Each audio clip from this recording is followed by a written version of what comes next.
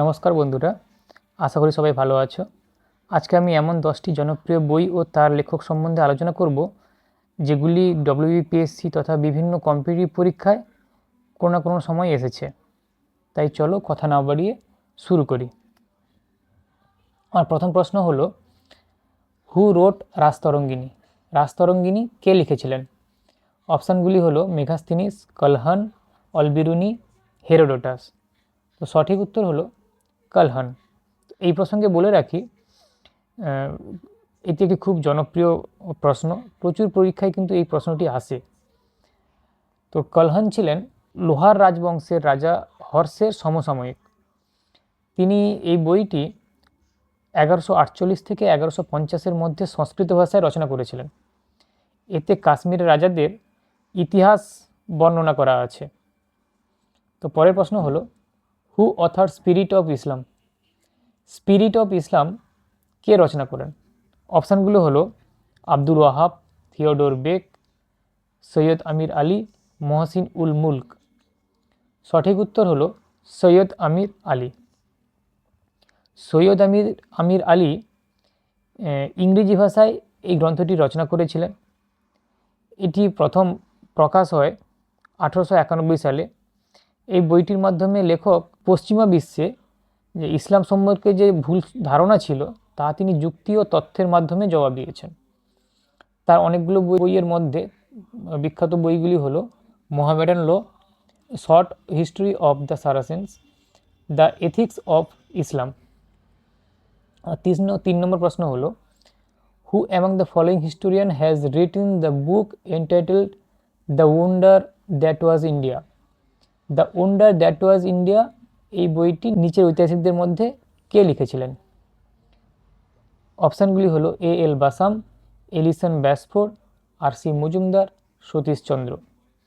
তো সঠিক উত্তর হলো এল বাসাম। এই বইটি কিন্তু প্রাচীন ভারতের ইতিহাস ও সংস্কৃতির উপর রচিত একটি বিখ্যাত ও অত্যন্ত প্রামাণ্য গ্রন্থ। এটি 1954 সালে পাবলিশ হয়। দক্ষিণ এশিয়ার ইতিহাস চর্চায় এই বইটিকে কিন্তু ক্লাসিক একটা গ্রন্থ হিসেবে এটাকে গণ্য করা হয়। নেক্সট কোয়েশ্চেন হলো, নিচের কোন লেখক বিখ্যাত উপন্যাস পালামৌ লিখেছেন? অপশনগুলো হলো বিভূতিভূষণ বন্দ্যোপাধ্যায়, সঞ্জীব চট্টোপাধ্যায়, বুদ্ধদেব বসু, সমরেশ বসু। তো সঠিক উত্তর হলো সঞ্জীব চট্টোপাধ্যায়। তো এইখানে বলে রাখি, এই পালামৌ গ্রন্থটি হচ্ছে এটা একটি খুবই জনপ্রিয় এবং কালজয়ী ভ্রমণমূলক কাহিনী। যখন সঞ্জীব চট্টোপাধ্যায় কর্মসূত্রে পালামৌতে ছিলেন, তো সেই সময়কার ওই অঞ্চলের যে আদিবাসী বিশেষত কোল সম্প্রদায়ের মানুষের জীবনযাত্রা, সংস্কৃতি, ওখানকার যে অপরূপ সৌন্দর্য এবং ওখানকার বন্য জীবন সম্পর্কে সুন্দরভাবে তিনি বর্ণনা করেছেন। এটি বঙ্গদর্শন পত্রিকায় 1880 থেকে 1882 সালের মধ্যে এটি কিন্তু ধারাবাহিকভাবে প্রকাশিত হয়েছিল। আমার পরের প্রশ্ন হলো, who wrote I follow the Mahatma? I follow the Mahatma কে লিখেছেন? K M Munshi, Prabhat Kumar, Rajendra Prasad, Shobha De. সঠিক উত্তরটি হলো কে এম মুন্সি। এটি মূলত একটি আত্মোপলব্ধিমূলক রচনা, যেটা 1940 সালে রচিত হয়। তো মহাত্মা গান্ধীর ব্যক্তিত্ব, সত্যাগ্রহ ও অহিংসা দর্শন কিভাবে লেখককে প্রভাবিত করেছিল এবং গান্ধীজির একজন অনুসারীতে পরিণত করেছিল, সেটাই হচ্ছে এই গ্রন্থের মূল উপজীব্য। তো নেক্সট কোয়েশ্চেন হলো, who wrote the famous book the life divine? The life divine কে লিখেছিলেন? Shri Aurobindo, M K Gandhi, Dayananda Saraswati, Swami Vivekananda. এই প্রসঙ্গে বলে রাখি, এটাও কিন্তু খুব একটি গুরুত্বপূর্ণ প্রশ্ন, অনেক পরীক্ষায় কিন্তু এই প্রশ্নটা আসে। তো সঠিক উত্তর হলো শ্রী অরবিন্দ। লেখক 1914 থেকে 1921-এর মধ্যে ধারাবাহিকভাবে আর্য পত্রিকায় প্রকাশ করেন। তিনি এই বইয়ের মাধ্যমে বোঝাতে চেয়েছেন যে জগৎ সংসার ত্যাগ করে মোক্ষ লাভ করাই নয়, বরং এই পৃথিবীতে মানুষের চেতনা রূপান্তর ঘটিয়ে জীবনকে দিব্য জীবনে পরিণত করাই হচ্ছে সৃষ্টির আসল উদ্দেশ্য। নেক্সট হলো Mahatmaji and the depressed humanity was written by Netaji Subhashchandra Bose, Rabindranath Tagore, Rajendra Prasad, Jawaharlal Nehru. Mahatmaji and the depressed humanity লিখেছেন নেতাজি সুভাষচন্দ্র বসু, রবীন্দ্রনাথ ঠাকুর, রাজেন্দ্র প্রসাদ, জওহরলাল নেহেরু।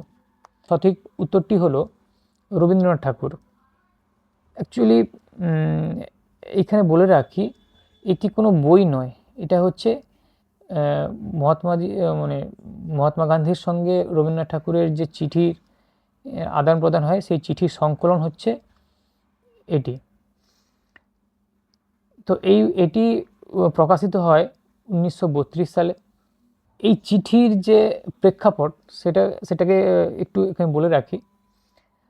1932 সালে ব্রিটিশ প্রধানমন্ত্রী ম্যাকডোনাল্ড সাম্প্রদায়িক বাঁটোয়ারা নীতি ঘোষণা করেন, যার মাধ্যমে হিন্দু সম্প্রদায়ের দলিত বা অনুন্নত শ্রেণীকে, যাকে এখানে ডিপ্রেসড ক্লাস বলা হচ্ছে, তাদের পৃথক নির্বাচনের অধিকার দেওয়া হয়। এর প্রতিবাদে গান্ধীজি পুনের ইয়ার অফ দ্য জেলে আমরণ অনশন শুরু করেন। ঠিক আছে, তো এই প্রেক্ষাপটেই গান্ধীজিকে রবীন্দ্রনাথ কিছু চিঠি লিখেছিলেন। তো তাদের যে এই কথোপকথন বুদ্ধিবৃত্তিক যে তাদের এই চিঠির লড়াই, সেটাই হচ্ছে এই মহাত্মাজি অ্যান্ড দ্য ডিপ্রেসড হিউম্যানিটির মূল কাহিনী। এইখানে বলে রাখি, তাদের এই লড়াইয়ের পরেই কিন্তু পুনা চুক্তি স্বাক্ষরিত হয়েছিল। নেক্সট কোয়েশ্চেন হলো the last testament was written by Charles Dickens, Peter Medawar, Chris Anderson আর স্যাম বর্ন। সঠিক উত্তর হলো স্যাম বর্ন। স্যাম বর্ন হলো বিখ্যাত সাংবাদিক জোনাথন ফ্রিডল্যান্ডের ছদ্মনাম, যেটি 2006 সালে প্রকাশিত হয়। এটি একটি ধর্মীয় রাজনৈতিক থ্রিলার উপন্যাস। তার অন্যান্য বইগুলির মধ্যে ফেমাস বই হলো দ্য রাইটিয়াস ম্যান। পরের প্রশ্ন হলো who wrote the famous novel Oliver Twist. Oliver Twist এই বিখ্যাত উপন্যাসটি কে লিখেছেন? তো সঠিক উত্তর হলো চার্লস ডিকেন্স। এই অলিভার টুইস্ট এই বইটি বিশ্ব সাহিত্যে একটি কালজয়ী উপন্যাস, যেটি 1837 থেকে 1839 সালের মধ্যে মাসিক পত্রিকায় প্রকাশিত হয়েছিল। লেখক এখানে দেখাতে চেয়েছেন যে দারিদ্রতা কিভাবে মানুষকে অপরাধের দিকে ঠেলে দেয়, এটাই হচ্ছে তার বইটির মূল উপজীব্য। তারা অন্যান্য বিখ্যাত বইগুলোর মধ্যে হচ্ছে Christmas carol, our mutual friend, great expectation, এগুলো হচ্ছে বিখ্যাত। শেষ প্রশ্নে আসছি, who is the author of conquest of self. Conquest of self গ্রন্থের রচয়িতাকে? এম.কে. গান্ধী, শ্রী অরবিন্দ, রবীন্দ্রনাথ ঠাকুর, স্বামী বিবেকানন্দ। সঠিক উত্তর হলো এম.কে. গান্ধী। এই বইটি 1943 সালে রচিত হয়। এটি গান্ধীজির চিন্তাভাবনা ও জীবন দর্শনের উপর ভিত্তি করে রচনা করা হয়েছিল। তিনি বোঝাতে চেয়েছেন যে ব্যক্তি নিজেকে জয় করতে পেরেছে, পৃথিবীর কোনো শক্তিই তাকে পরাজিত করতে পারে না। এখানে একটি ফেমাস কোট আছে, be the change you wish to see in the world. তো ধন্যবাদ বন্ধুরা, পরের পর্বে আবার দেখা হবে আবার নতুন কিছু প্রশ্ন নিয়ে।